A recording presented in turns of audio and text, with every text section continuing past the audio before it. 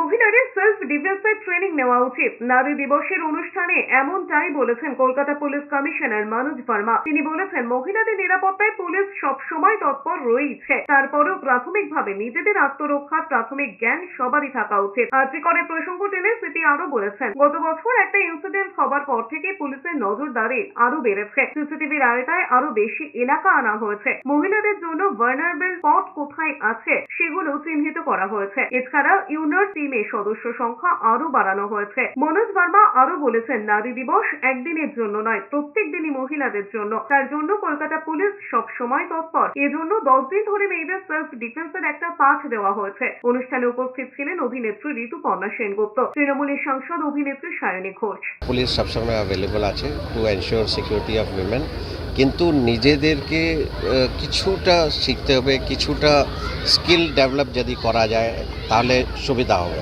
Otherwise police is always there and বিভিন্ন রকম আমরা মেজার্স নিয়েছি।